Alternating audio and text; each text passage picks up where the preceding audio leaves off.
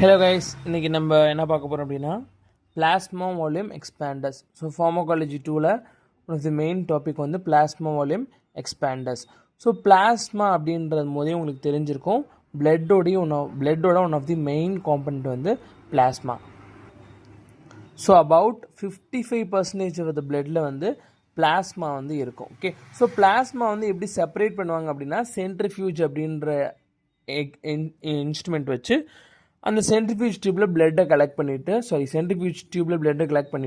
சென்ட்ரிஃபியூஜ்குள்ளே வச்சு ஒரு சர்டைன் ஆர்பிஎம்மில் வந்து ரொட்டேட் பண்ண ஆரம்பித்தோம் அப்படின்னா அந்த பிளாஸ்மா வந்து கிளியரான ஸ்ட்ரா கலர் லிக்விடாக தனியாக நமக்கு செப்பரேட் ஆகி வரும். ஸோ அதை வந்து பிளாஸ்மா அப்படின்னு சொல்கிறோம். ஓகே, ஸோ இந்த பிளாஸ்மா வால்யூம் எக்ஸ்பேண்டர்ஸ் அப்படின்றது எந்த கண்டிஷனில் யூஸ் பண்ண போகிறாங்க அப்படின்னா, நம்ம உடம்புல வந்து extreme fluid loss or else blood loss அது மாதிரி நடக்கும்போது கண்டிஷன் வந்து என்னென்னு சொல்லுவாங்க அப்படின்னா ஹைப்போ வால்யூமிக் ஷாக் அப்படின்னு சொல்லுவாங்க.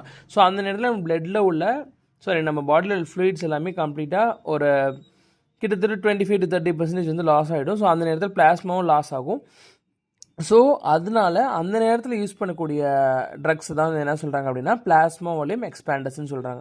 ஸோ இந்த கிளாஸிஃபிகேஷன் வந்து 2 டைப்பாக பண்ணுவாங்க, கொலாய்ட்ஸ் அண்ட் கிறிஸ்டலாய்ட்ஸ்.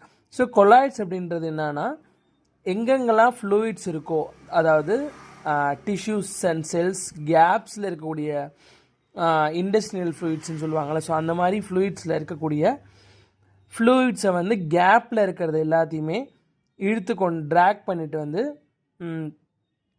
எக்ஸ்பேண்ட் பண்ணி விட்டுரும். ஸோ அதுதான் வந்து கொலாய்ட்ஸ். பட் கிறிஸ்டலாய்ட்ஸ் வந்து டைரெக்டாகவே போய் ஆக்ட் ஆகி பிளாஸ்மா வால்யூமை வந்து எக்ஸ்பேண்ட் பண்ணும். ஓகே, ஸோ கொலாய்ட்ஸ்க்கு வந்து என்னென்னலாம் சொல்கிறாங்க அப்படின்னா டெக்ஸ்ட்ரன், ஜெலட்டின் பாலிமர்ஸ் அண்ட் பாலிவினைல் பைரோலிடின், தென் ஹெட்டாஸ்டார்ச், அப்புறம் ஹியூமன் ஆல்புமின்.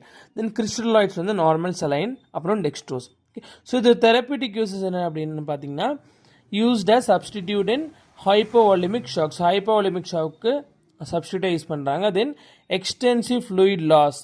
ஸோ ஏதாவது எமர்ஜென்சி கண்டிஷனில் ரொம்ப எக்ஸ்டென்சிவாக ஃப்ளூயிட் லாஸ் ஆகிடுச்சு அப்படின்னா அந்த நேரத்தில் கூட இது வந்து யூஸ் பண்ணுவாங்க. ஸோ இது கான்ட்ரா இண்டிகேஷன். இதோட இடர்பாடுகள் என்ன அப்படின்னா கார்டியாக் ஃபெயிலியர் இருக்கும்போது இது யூஸ் பண்ணக்கூடாது. தென் பல்மனரி இடிமா அந்த சிச்சுவேஷன் யூஸ் பண்ணக்கூடாது. அப்புறம் ரீனல் ஃபெயிலியர்லையும் யூஸ் பண்ண முடியாது. தென் அனிமிக் கண்டிஷன்லையும் யூஸ் பண்ண முடியாது. Then coming to dextrans. So dextrans வந்து it's obtained from sugar beet, அதாவது பீட்ரூட்லேருந்து எடுக்கக்கூடியதாக வந்து டெக்ஸ்ட்ரன்ஸ் அப்படின்னு சொல்லுவாங்க. ஓகே, ஸோ இது வந்து 2 விதமாக அவைலபிள் கண்டிஷன்ஸில் இருக்கும், dextran 40 and dextran 70. So dextran 40யோட நேச்சர் என்னென்னா ஃபாஸ்ட் ஆக்டிவ் நேச்சரில் இருக்கும். Then improves micro circulation in shock. So shock கண்டிஷனில் மைக்ரோ சர்க்குலேஷன், அதாவது சின்ன இடத்துலலாம் வந்து போய் சர்க்குலேட் ஆகி பிளாஸ்மா வால்யூமை வந்து எக்ஸ்பேண்ட் பண்ணும்.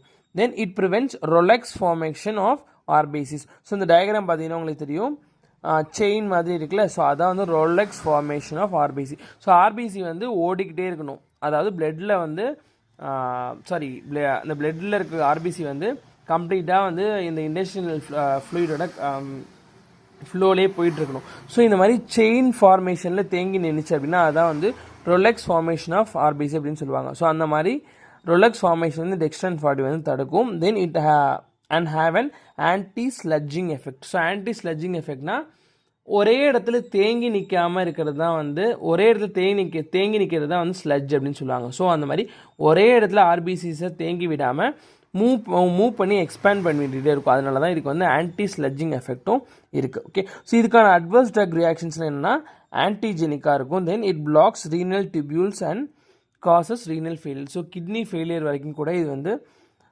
கொண்டு போய் விட்டுரும். தென் டெக்ஸ்ட்ரன் 70. ஸோ இதுவுமே வந்து most commonly used and plasma volume expander.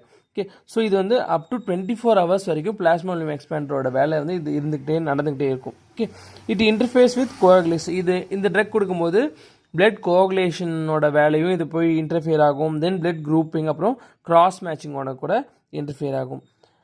So அடுத்து டெக்ஸ்ட்ரானுக்கு அடுத்து பார்த்தீங்கன்னா ஜெலட்டின் ப்ராடக்ட்ஸ் அண்ட் ஹெட்டாஸ்டார்ச். இது எல்லாமே வந்து